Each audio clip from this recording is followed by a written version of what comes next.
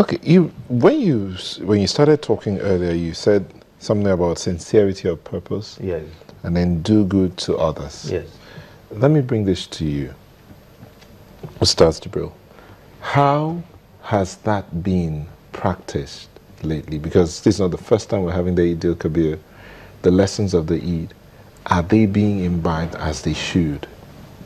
Thank you very much. I think about a couple of days ago, I was just ruminating and I was asking myself, if suddenly we just have a decree from Allah saying that Eid-ul-Adha, that is the Eid festival of slaughtering, is, you know, there is a proclamation from God. If you could just have it all over again, I'm just, you know, I said I was ruminating, that God said it is cancelled.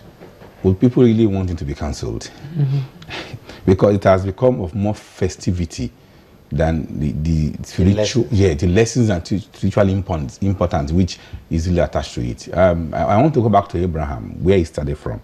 Abraham was quoted spiritually in the Quran. He said, "Inna salati wa nusuki wa mahyaya wa mamati lillahi rabbil alamin," which simply means that my slaughtering, you know, my prayer, my slaughtering, my life, my death is for Allah.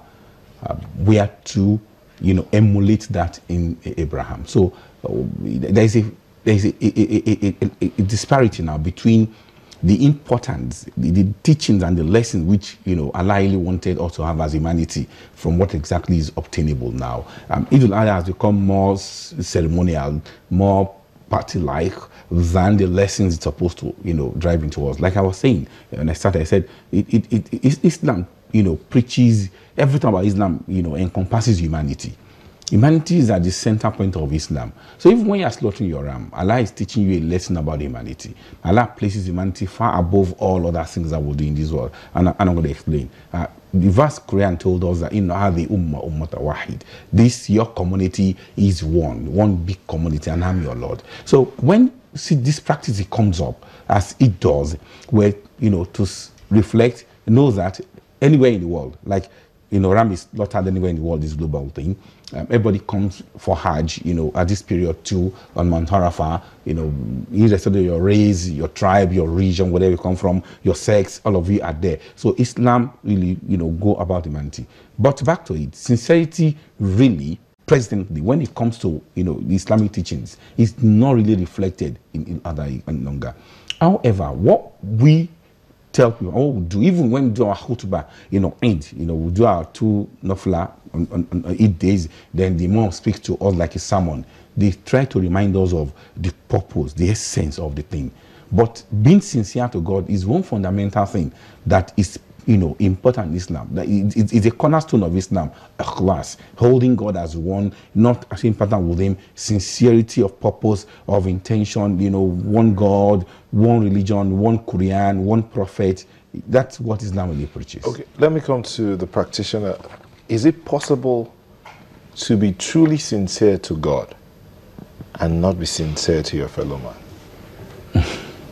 It's how do I put it? There is an inherent inconsistency in that, because God created man in His own image. God you cannot see, but in His handiwork you can see. And if you see Islam, if you take everything, like the scholar said, the center point of everything in Islam is humanity. Is humanity. If you take the bodywork of the Sharia as the whole legal framework of Sharia, about close to 90% of it is about muamalat, issues relating with social issues. Only just about 10 or less % is about spirituality, the rights of God. That is Sharia.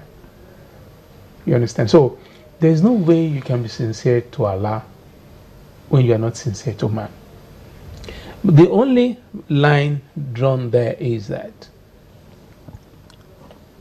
when obedience to man is contradicting your obedience to Allah. Take, for example, your father. Okay, the Prophet ﷺ was asked, who should I be nice? Who should I do good to most? He said, your mother. And then who? Your mother. And then who? Your mother. And then who? And then who? Your mother. Father. On the fourth, he now said, your father. That was You can see the importance of women in Islam. Women, yes, women are so I can see she's smiling. She likes that. Yes, I'm smiling. No, Maybe let me take you up from there. You see, sincerity to God is possible in all ramifications. Yes. Please, let us do a practical thing here. Take your hand and wipe your hair. What do you see? Do it.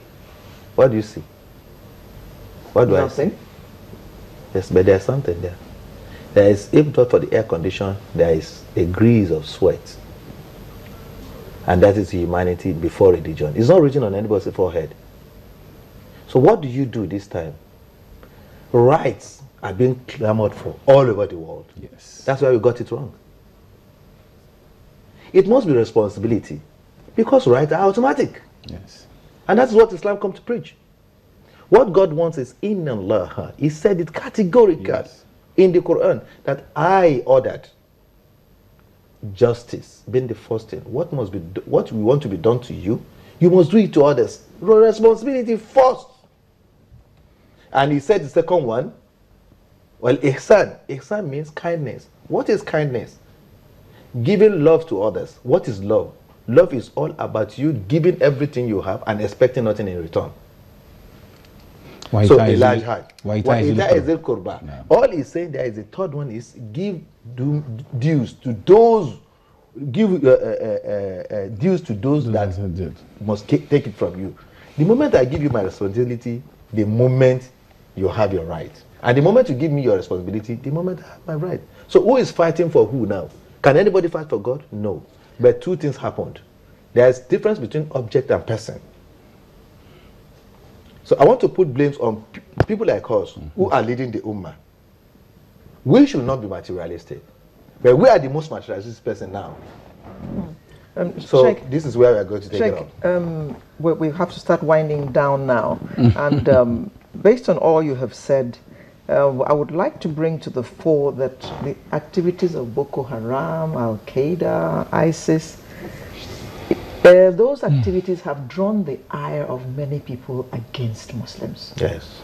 And yet you tell us about Abraham, Ishmael, Ismail. Yeah.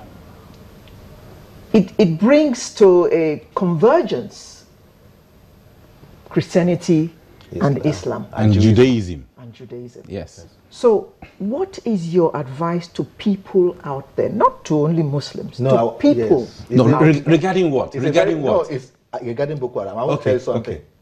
I want to tell you something. You are proud of working in channels. And your face is seen everywhere on the TV. Why are these people hiding their faces? If they are proud of what they are doing, and it's real. If they are Muslims, let's know them. We know ourselves.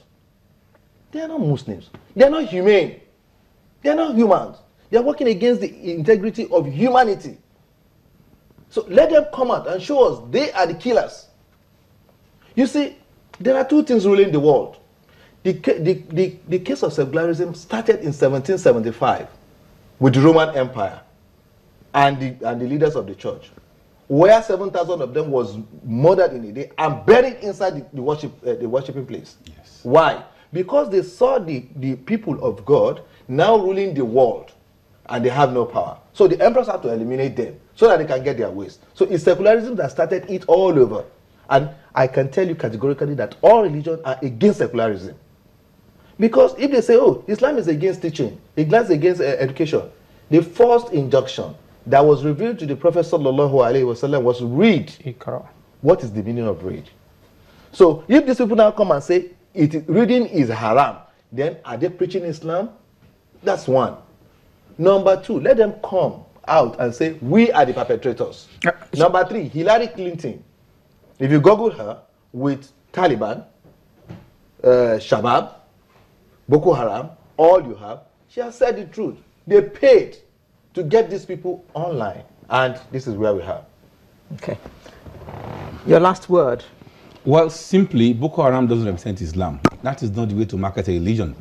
And being faceless is not a virtue. Dari.